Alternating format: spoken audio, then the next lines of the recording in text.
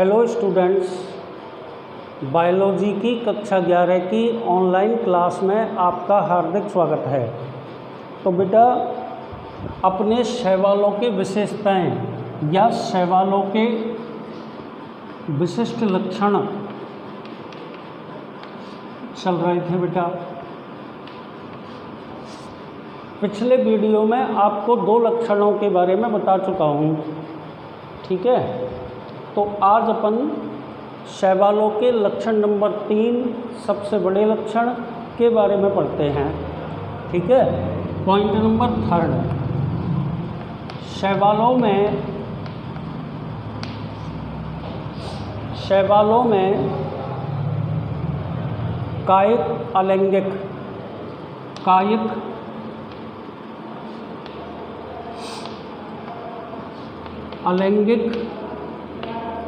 व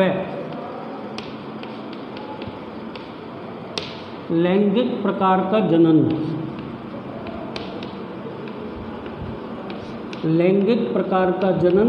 पाया जाता है। ये शैवालों में जनन की विधियां बताई हैं। कौन कौन सी बेटा? कायिक जनन, अलैंगिक जनन और लैंगिक जनन, ठीक है। तो इसमें अपन को कुछ पॉइंट लिखने हैं। सबसे पहले पहला पॉइंट, शैवालों में कायिक जनन किस विधि के द्वारा होता है? विखंडन विधि के द्वारा होता है, ठीक है। आगे चलिए बेटा, बी पे, अलैंगिक जनन कशाभिका युक्त चल बीजाणु। अलैंगिक जनन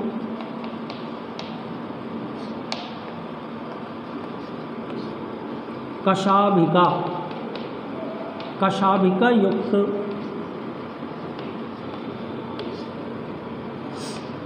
चल बीजाणुओं द्वारा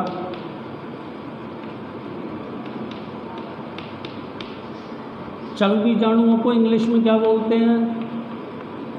जूस्पोर्स कहते हैं, ठीक है।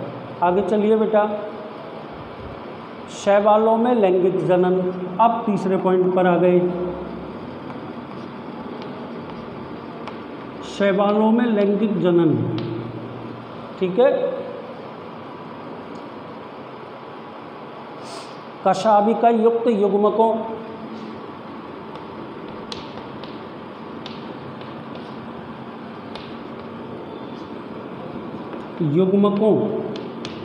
जैसे एक एग्जाम्पल लिख देता हूँ बेटा। शैवाल का नाम क्लेमाइडोमोनास, ठीक है। आगे चलिए बेटा, या कसाव रहित युग्मकों,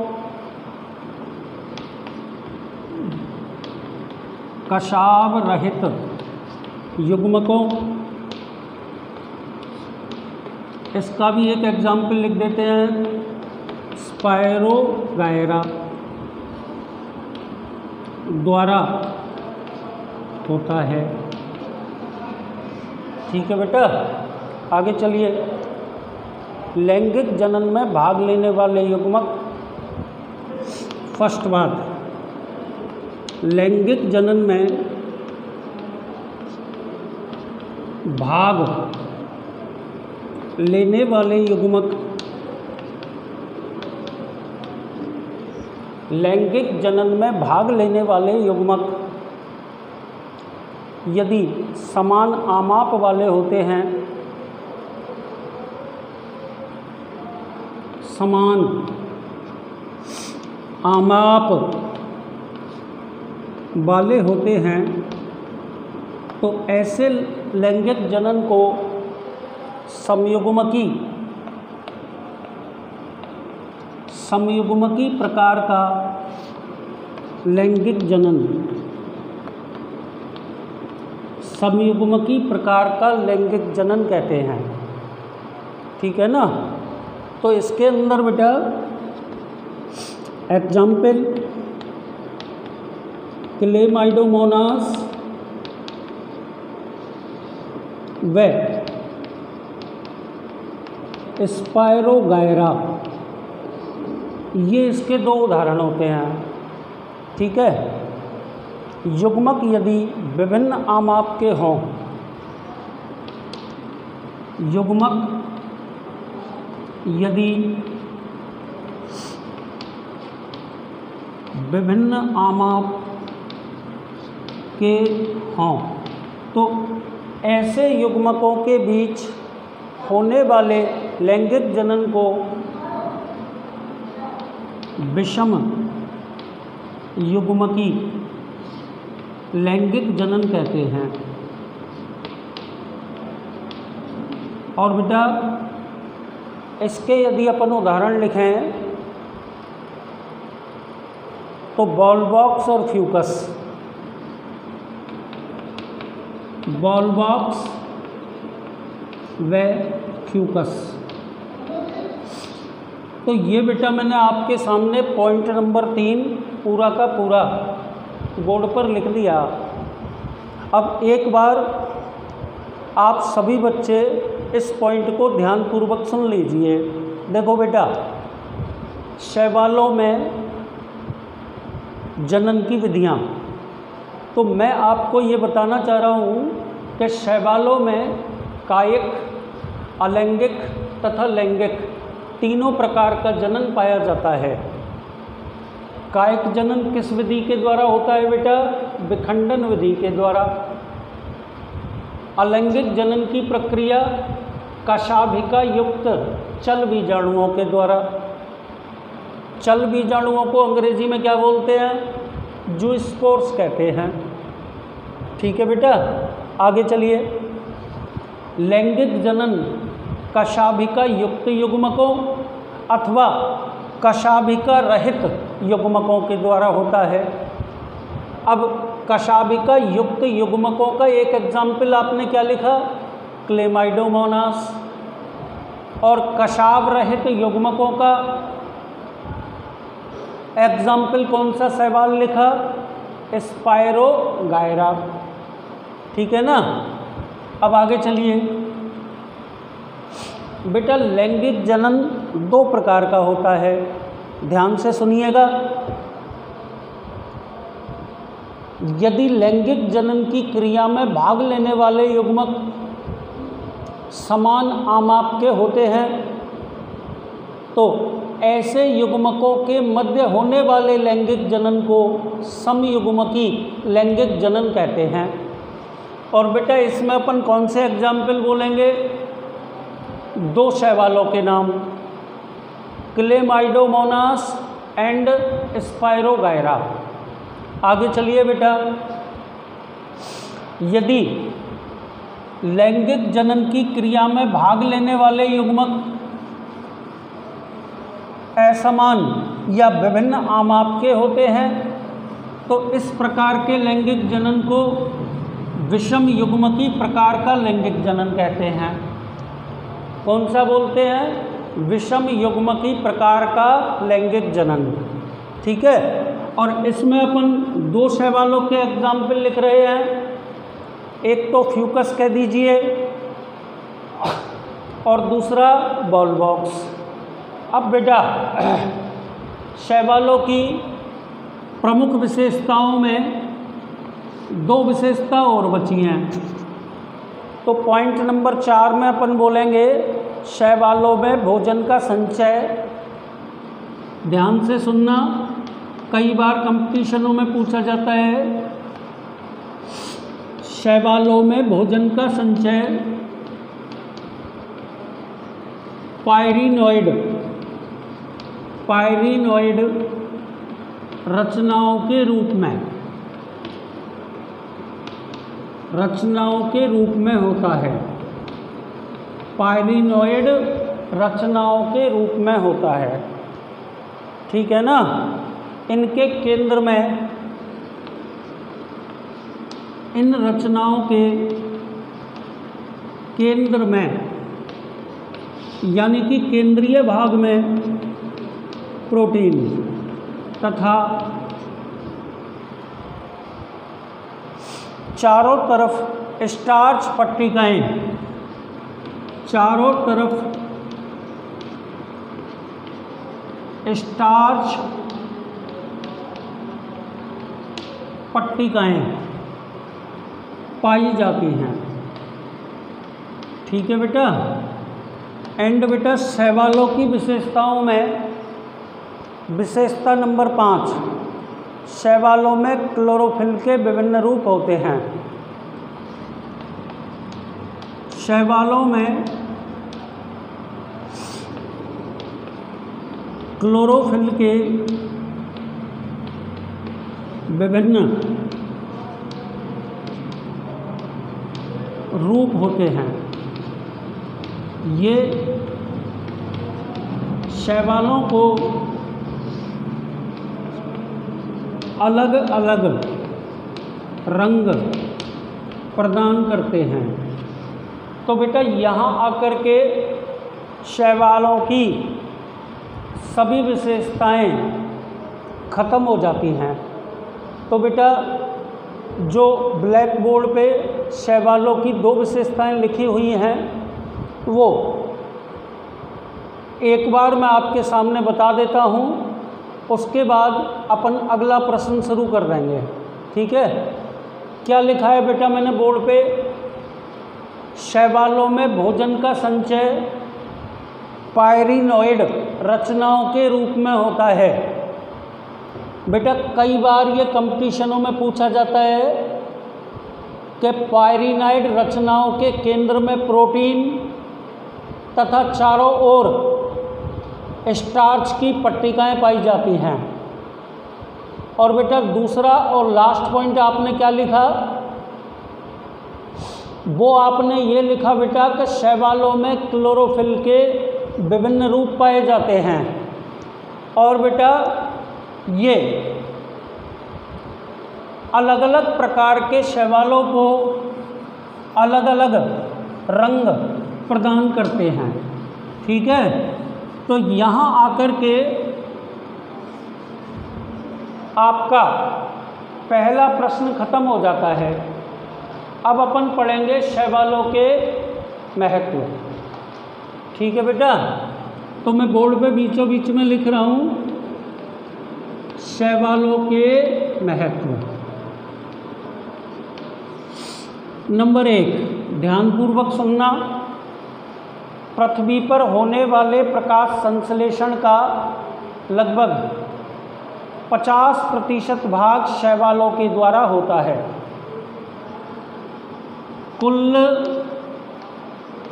प्रकाश संश्लेषण का 50% भाग शैवालों द्वारा, कुल प्रकाश संश्लेषण का 50% भाग शैवालों द्वारा होता है। अतः शैवाल अपने आसपास के वातावरण में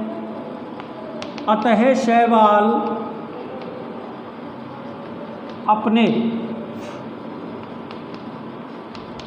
आसपास के वातावरण में O2 का लेवल बढ़ाते हैं। तो बेटा एक उपयोग तो इनका ये हो गया। क्या बोला बेटा मैंने कि पृथ्वी पर पाए जाने वाले प्रकाश संश्लेषण का लगभग 50% प्रकाश संश्लेषण शैवालों के द्वारा किया जाता है।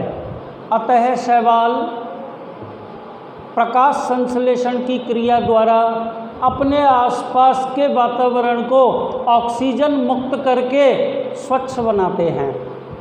ठीक है बेटा। अब आइए शैवालों के अन्य उपयोगों पे। शैवाल जलीय प्राणियों की खाद्य श्रृंखलाओं में जलीय प्राणियों की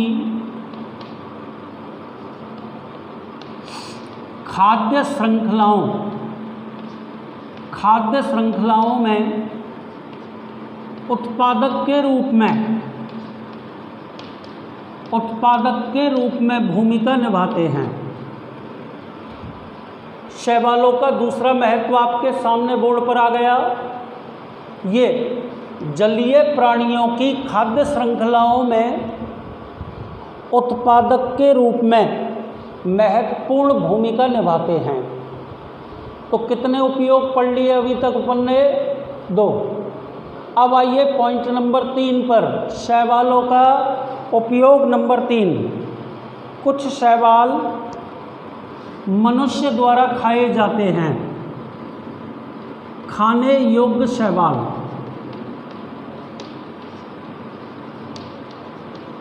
ऐसे शैवालों के अब अपन कुछ नाम लिख देंगे। Porphyra, sargassum laminaria. Porphyra, sargassum और लैमिनेरिया, ये तीनों प्रकार के शैवाल ईडेबल हैं, यानी कि मनुष्य द्वारा खाए जाते हैं। आगे चलिए। अधिकांश लाल शैवाल व्यावसायिक महत्व के रासायनिक पदार्थ कैरागीन का उत्पादन करते हैं। लाल शैवाल, लाल शैवालों के द्वारा व्यावसायिक महत्व के रासायनिक पदार्थ, क्या है उस रासायनिक पदार्थ का नाम? कैरागीन का उत्पादन करते हैं। ठीक है, तो एक उपयोग यह हो गया कि लाल शैवालों के द्वारा व्यावसायिक महत्व के रासायनिक पदार्थ कैरागीन का उत्पादन किया जाता है। शैवालों का उपयोग नंबर 5, क्लोरेला और स्प्रूलाइना। कौन कौन से शैवाल बोले? क्लोरेला और स्प्रूलाइना। ये दोनों शैवाल बेटा प्रोटीन के प्रचुर स्रोत होते हैं। क्या होते हैं बेटा? प्रोटीन के प्रचुर स्रोत होते हैं। अतः अंतरिक्ष यात्रा के दौरान अंतरिक्ष यात्री इन्हें भोज्य पदार्थ के रूप में प्रयुक्त करते हैं। एक और अपन पढ़ लेते हैं उपयोग नंबर नेक्स्ट। याद रखना, ये कक्षा 12 में भी काम आएगा। जिलेडियम, एक शैवाल तो ये है और दूसरा शैवाल है बेटा ग्रेसिलेरिया। जिलेडियम एवं ग्रेसिलेरिया नामक शैवालों से बोथ आर रेड एल्गा, ये दोनों लाल शैवाल हैं और इन शैवालों से एगार प्राप्त किया जाता है। अब आपको लिखना है कि इस एगार का क्या उपयोग है? आइसक्रीम एवं जेली बनाने में,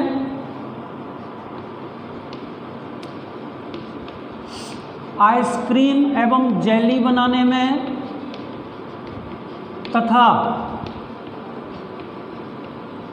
सूक्ष्म जीवियों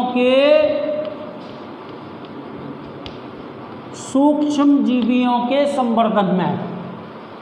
तो बेटा जो प्रश्न अपना चल रहा था शैवालों के उपयोग, पूरा का पूरा प्रश्न 6 पॉइंट्स में आपके सामने ब्लैक बोर्ड पर टेबल की फॉर्म में मैंने लिख दिया है। तो एक बार बेटा आप इन सभी पॉइंटों को ध्यानपूर्वक सुन लें। देखो, सबसे पहले पॉइंट में मैंने ये बताया है कि पृथ्वी पर पाए जाने वाले कुल प्रकाश संश्लेषण का लगभग 50% प्रकाश संश्लेषण शैवालों के द्वारा किया जाता है। तो बेटा शैवाल प्रकाश संश्लेषण की क्रिया द्वारा ऑक्सीजन का उत्पादन कर अपने आसपास के वातावरण को शुद्ध करते हैं। एक हो गया। नंबर 2 पर आइए। आपने बेटा कक्षा 10 तक खाद्य श्रृंखलाएं पढ़ी होंगी और आपने उनमें जलीय खाद्य श्रृंखलाओं के बारे में भी पढ़ा होगा। तो बेटा जो शैवाल होते हैं वो जलीय खाद्य श्रृंखलाओं में उत्पादक के रूप में कार्य करते हैं। एक्चुअल में जलीय खाद्य श्रृंखलाएं शैवालों से स्टार्ट होती हैं। शैवालों के उपयोग नंबर 3 पर आइए। कुछ शैवाल मनुष्य के लिए खाने योग्य होते हैं। ईडेबल एल्गा, 2-3 के मैंने आपके सामने नाम लिख दिए, पोरफायरा, सारगासम एंड लैमिनेरिया। ये तीनों के तीनों मनुष्य के द्वारा खाए जाते हैं। शैवालों का उपयोग नंबर 4 देख लीजिए।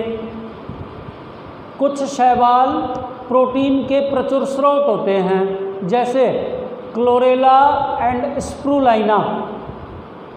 तो बेटा इन शैवालों का उपयोग अंतरिक्ष यात्रा के दौरान अंतरिक्ष यात्री खाद्य पदार्थों के रूप में करते हैं।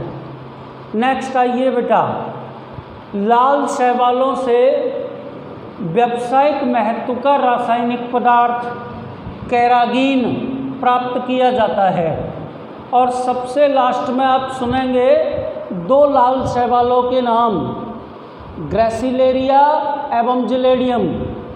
बेटा ये दोनों लाल शैवाल एगार के निर्माण में प्रयुक्त होते हैं।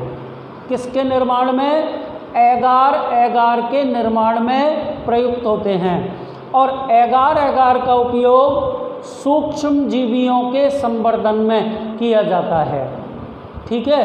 इसके अलावा आइसक्रीम तथा जेली उद्योग में भी इसका उपयोग होता है। ठीक है बेटा। अब अगले वीडियो से अपन शैवालों के विभिन्न वर्गों के बारे में पढ़ेंगे।